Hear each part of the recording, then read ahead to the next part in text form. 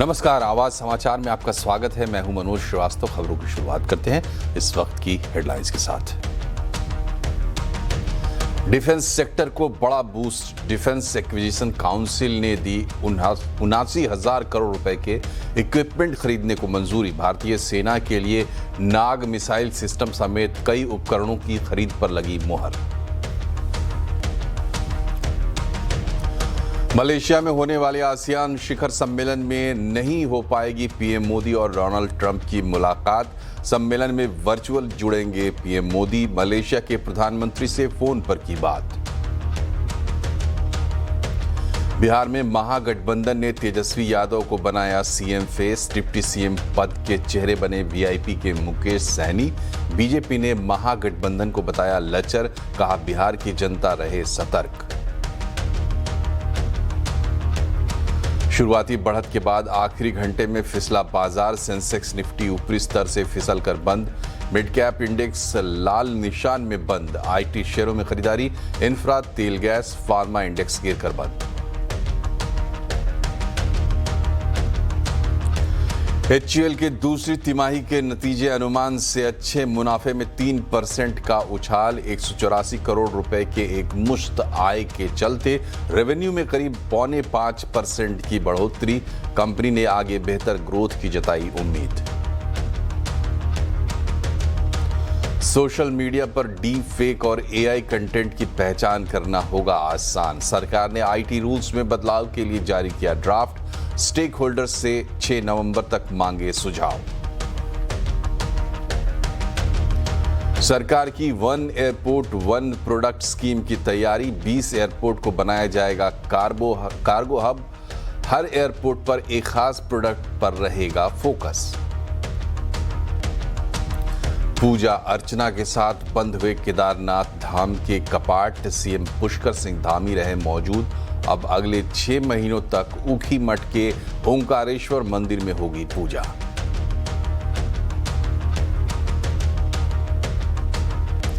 Defence sector को आज बड़ा बूस्ट मिलने जा रहा है। डीएसी यानी डिफेंस एक्विजिशन काउंसिल ने 79,000 करोड़ रुपए के डिफेंस इक्विपमेंट की खरीद को मंजूरी दे दी है। ज़्यादा डिटेल बताने के लिए हमारे साथ हैं लक्ष्मण राय। बताएं लक्ष्मण जी, कौन कौन से डिफेंस उपकरण खरीदने को मंजूरी मिली है? रक्षा मंत्री राजनाथ सिंह की अगुवाई में ये जो डिफेंस एक्विजिशन काउंसिल यानी डीएसी की बैठक हुई, उसमें 79,000 करोड़ रुपए 79,000 करोड़ रुपए के डिफेंस इक्विपमेंट खरीदने के प्रस्ताव को मंजूरी दी गई है। इसको तकनीकी भाषा में कहते हैं एक्सेप्टेंस ऑफ नेसेसिटी, यानी ये सारा सामान खरीदा जाना ज़रूरी है।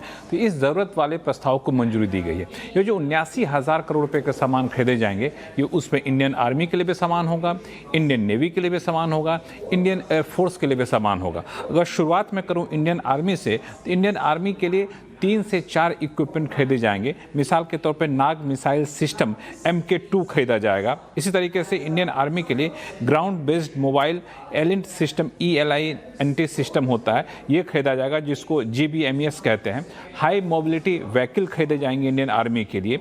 अब इंडियन नेवी की बात करें तो वहाँ भी 3 से 4 ऐसे इक्विपमेंट खरीदने के प्रस्ताव को मंजूरी दी गई है, जिसमें लैंडिंग प्लेटफॉर्म्स डॉक्स कहते हैं LPD, ये खरीदे जाने के प्रस्ताव को मंजूरी दी गई है। 30 mm के नेवल सरफेस गन खरीदे जाएंगे, इसकी मंजूरी यहाँ पे दी गई है। इस तरीके से इंडियन नेवी के लिए कहें तो advance light vehicle wait torpedo होता है ALW2, ये खरीदे जाएंगे। Electro optical infrared search and track system खरीदे जाएंगे। इंडियन नेवी के लिए 76 mm super rapid gun mount के लिए स्मार्ट एम्यूनेशन खरीदे जाएंगे।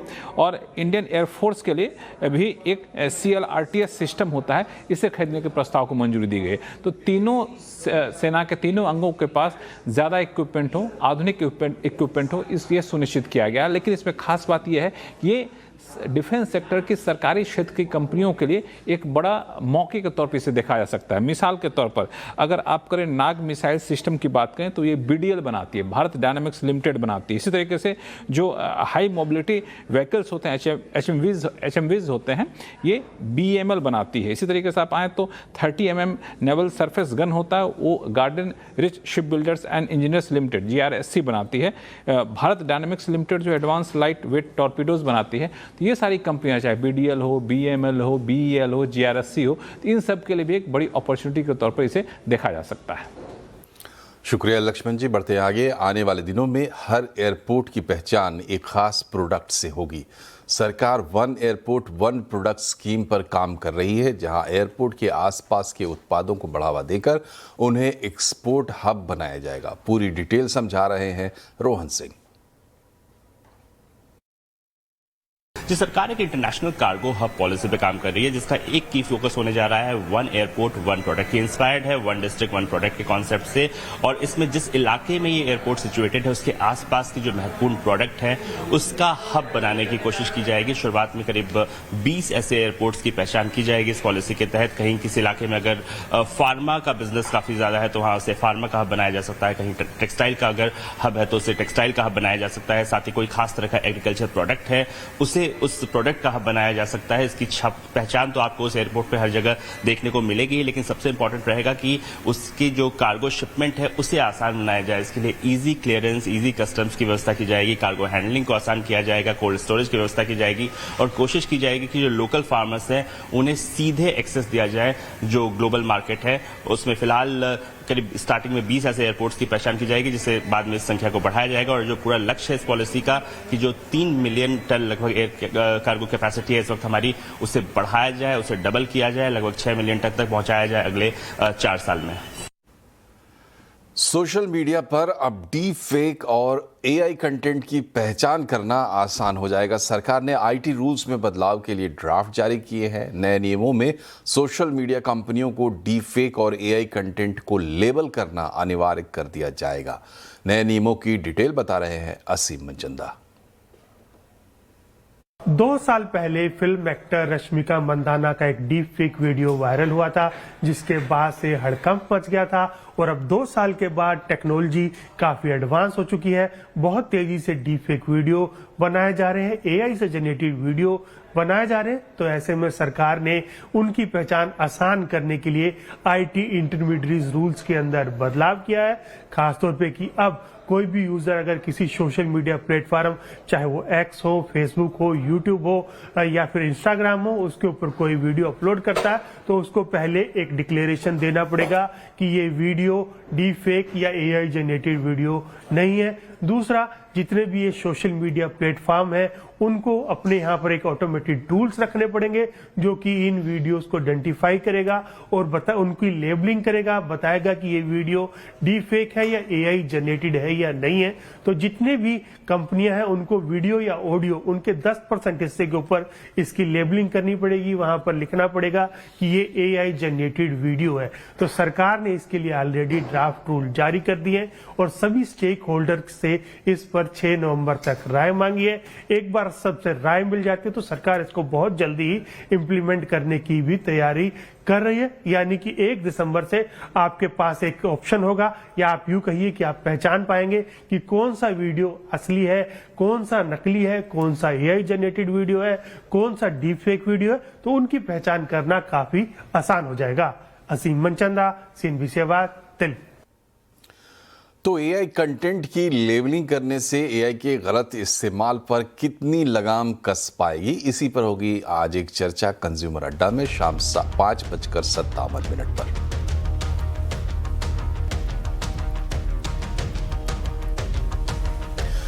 और अब बात करते हैं आज के बाजार की। शुरुआती बढ़त के बाद आखिरी घंटे में आज बाजार फिसल कर बंद हुआ है। सेंसेक्स निफ्टी ऊपरी स्तर से फिसलकर बंद हुए हैं। सेंसेक्स 130 पॉइंट चढ़ा है कुल मिलाकर और निफ्टी 23 पॉइंट चढ़कर बंद हुआ है। मिड कैप इंडेक्स बढ़त गंवाकर लाल निशान में चला गया और निफ्टी बैंक की फ्लैट क्लोजिंग हुई। IT शेयरों में खरीदारी जरूर देखने को मिली है, जबकि इंफ्रा, तेल गैस और फार्मा इंडेक्स गिरकर बंद हुए हैं। प्रधानमंत्री नरेंद्र मोदी आसियान समिट में वर्चुअली हिस्सा लेंगे। प्रधानमंत्री मोदी ने एक्स पर पोस्ट करके ये जानकारी दी है। मलेशिया के प्रधानमंत्री अनवर इब्राहिम को आसियान की अध्यक्षता के लिए उन्होंने शुभकामनाएं दी और लिखा है कि समिट में वर्चुअली हिस्सा लेने के लिए वो उत्सुक है। पीएम मोदी के इस ऐलान से अमेरिका के राष्ट्रपति डोनाल्ड ट्रंप से उनकी मुलाकात की अटकलों पर विराम लग गया है। अमेरिका आसियान का सदस्य नहीं है, लेकिन प्रेसिडेंट ट्रंप इस बार आसियान समिट में हिस्सा लेने वाले हैं। 50% टैरिफ और रूस के कच्चे तेल की खरीद के बीच भारत अमेरिका ट्रेड डील भी अटकी हुई है। ऐसे में दिवाली के मौके पर प्रेसिडेंट ट्रंप और प्रधानमंत्री मोदी के बीच फोन पर बातचीत हुई थी। इसके बाद प्रधानमंत्री मोदी ने ट्रंप को धन्यवाद देते हुए उम्मीद जताई थी कि दोनों देश आतंकवाद से मुक्ति के लिए लड़ेंगे। अमेरिका और पाकिस्तान के संबंधों को देखते हुए प्रधानमंत्री मोदी की ये टिप्पणी काफ़ी अहम मानी जा रही है और आसियान में दोनों नेताओं की संभावित मुलाकात से काफ़ी उम्मीदें थी, लेकिन अब कयासों पर विराम लग गया है। इधर डोनाल्ड ट्रंप ने एक बार फिर से कहा है कि भारत रूस से तेल खरीदना कम करेगा। इस प्रक्रिया में समय लगता है, लेकिन इस साल के अंत तक ये प्रक्रिया पूरी हो जाएगी। India, as you know, has told me they are stop. You know, it's a process. You can't just stop it. But by the end of the year, they'll be down to almost nothing.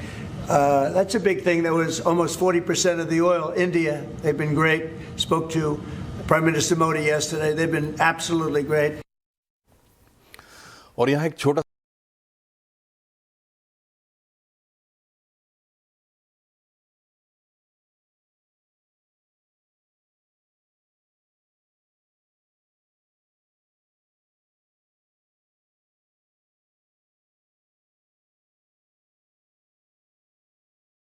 Bihar चुनाव की, जहां से एक बड़ी खबर है। बिहार में इस बार नीतीश बनाम तेजस्वी की सीधी लड़ाई होगी। बिहार चुनाव से पहले महागठबंधन ने अपने सभी कंफ्यूजन्स खत्म कर दिए हैं। एक साझा बयान जॉइंट प्रेस कॉन्फ्रेंस के दौरान ये बताया गया महागठबंधन की तरफ से कि तेजस्वी यादव को सीएम का चेहरा मानेंगे। वहीं मुकेश सहनी को डिप्टी सीएम का उम्मीदवार बताया गया है। कांग्रेस नेता अशोक गहलोत ने प्रेस कॉन्फ्रेंस में इसका ऐलान किया। हालांकि अभी भी कुछ सीटों पर महागठबंधन में फ्रेंडली फाइट हो रही है। ये कह सकता हूं, खड़गे साहब, राहुल गांधी जी और तमाम जो साथी बैठे हमारे, इन सब की राय लेकर के हम लोगों ने तय किया है इस चुनाव में अगले मुख्यमंत्री के चेहरे के रूप में तेजस्वी यादव जी को हम लोग सपोर्ट करते हैं। जो एक नौजवान है, लंबा फ्यूचर है इनके साथ में, और मेरा अनुभव से मैं कह सकता हूं जिसका लंबा फ्यूचर होता है पब्लिक उनको साथ देती है। ये नौजवान है, कमिटमेंट रखते हैं। पिछली बार भी जो उन्होंने स्लोगन दिए थे, नौकरी के दो या कोई दो, या जो वादे किए थे उसमें खरे उतरे ये। आज की प्रेस कॉन्फ्रेंस में तेजस्वी यादव ने अपने सहयोगी दलों को शुक्रिया कहने के साथ ही नीतीश सरकार पर हमला बोला। साथ ही कहा कि चुनाव के बाद बीजेपी नीतीश कुमार को सीएम नहीं बनाएगी। हम लोगों ने नीतीश जी के साथ जो है, जो अन्याय हो रहा है एनडीए में, एक बार भी कोई भी जॉइंट प्रेस कॉन्फ्रेंस जो है नहीं की गई है और ना ही ऑफिशियली रूप से मुख्यमंत्री का चेहरा घोषित किया गया है। तो हम लोग तो शुरू दिन से ही कह रहे थे कि भाजपा के लोग नीतीश जी को दोबारा मुख्यमंत्री नहीं बनाएंगे। अब चुनाव के बाद जनता दल यूनाइटेड को भी ये लोग खत्म कर देंगे, दल नहीं रहे। और आवाज अड्डा में भी आज हम बिहार चुनाव पर ही चर्चा कर रहे हैं। महागठबंधन का कंफ्यूजन खत्म हो गया है। अब तेजस्वी सीएम बनने की रेस में शामिल तो हो गए हैं, उनके नाम पर गठबंधन में मुहर भी लग गई है। तेजस्वी सीएम फेस, क्या जीतेंगे रेस? शाम 7:57 पर। देश में छठ और दीपावली पर भीड़ को देखते हुए 35 स्टेशन चिन्हित किए गए हैं, जिनमें बिहार के 18 प्रमुख स्टेशन शामिल हैं। स्पेशल ट्रेनों पर वॉर रूम में निगरानी रखी जा रही है। रेल मंत्री अश्विनी वैष्णव ने वॉर रूम का मुआयना किया और बताया कि नई दिल्ली रेलवे स्टेशन की तरह देश भर के 76 स्टेशनों पर स्थायी होल्डिंग एरिया बनाए गए हैं। वहीं इस बार के अनुभव के आधार पर आने वाले समर सीजन के लिए स्पेशल ट्रेनों की सूची पहले से ही IRCTC की वेबसाइट पर जारी की जाएगी ताकि यात्रियों को बेहतर सुविधा मिल सके। आज इस बार के जो एक्सपीरियंस से समझ में आया उसमें बेसिकली जो आने वाला पीरियड होगा, जैसे मान लो अभी समर में फिर रश का पीरियड आता है या होली के टाइम में रश का पीरियड आता है, तो उसको टाइम स्पेशल ट्रेन्स को टाइम टेबल में डाल के उनको पहले से IRCTC की वेबसाइट पे नोटिफाई करेंगे। जैसे इस बार 10,700 गाड़ियों को IRCTC की वेबसाइट पे पहले से नोटिफाई किया, तो उसका बहुत बेनिफिट मिला।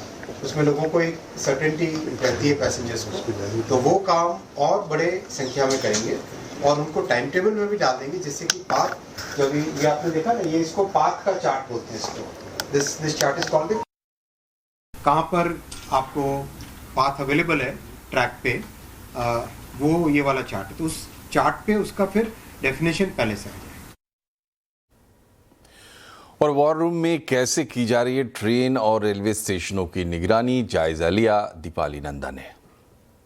छठ के मौके पर देश के बड़े रेलवे स्टेशनों पर रिकॉर्ड यात्रियों की संख्या के अनुमान को भांपते हुए रेल मंत्रालय की तरफ से एक वॉर रूम बनाया गया है, जिस पर इस वक्त हम मौजूद हैं। सबसे पहले आपको दिखाना चाहेंगे, रेल मंत्री अश्विनी वैष्णव खुद यहाँ पर मौजूद है और 24/7 यहाँ पर जो वॉर रूम बनाया गया है इसकी मॉनिटरिंग की जा रही है। रेलवे बोर्ड के स्तर पर ये जो मॉनिटरिंग है ये जारी है, साथ ही साथ डिविजन और जो जोन्स है उनके लेवल पर भी इस तरह का सेटअप किया गया है। और आप सीधे तौर पर देख सकते हैं रेल मंत्री यहाँ पर मौजूद है और लगातार नई दिल्ली रेलवे स्टेशन का भी इन्होंने मुआयना किया है। ट्रेनों के अंदर जा रहे हैं, यात्रियों को किसी तरह की असुविधा ना हो, इसलिए ये पूरा सेटअप यहाँ पर बनाया गया है। अभी जो आप तस्वीरें देख रहे हैं ये नई दिल्ली रेलवे स्टेशन का है और यहाँ पर जो अलग अलग स्क्रीन्स लगाई गई है, अजमेरी गेट और पहाड़गंज दोनों जगह का जो आउटपुट है यहाँ पर सीधा लाइव कहा जाए कि जो लाइव ट्रैकिंग है, रियल टाइम ट्रैकिंग है, वो यहाँ पर की जा रही है। आप देख सकते हैं पहली बार रेलवे की तरफ से एक ये बड़ा एक्सपेरिमेंट किया गया है कि इस रेलवे स्टेशन पर होल्डिंग एरिया बनाया गया है। आप देख सकते हैं ये होल्डिंग एरिया का दृश्य है और अब ये भी फैसला लिया गया है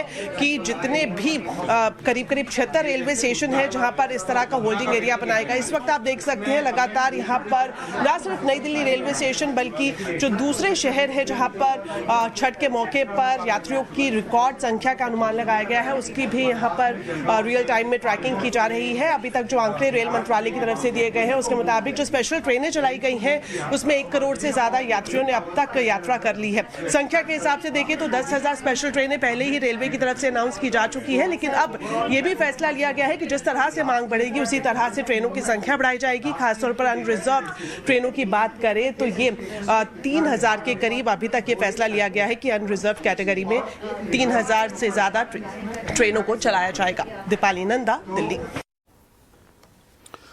तो इसी के साथ इस बुलेटिन में फिलहाल इतना ही, लेकिन यहाँ खबरों का सिलसिला लगातार जारी रहेगा। आप भी रहिए खबरों पर अपडेट और इसके लिए जुड़े रहिए CNBC आवाज़ से।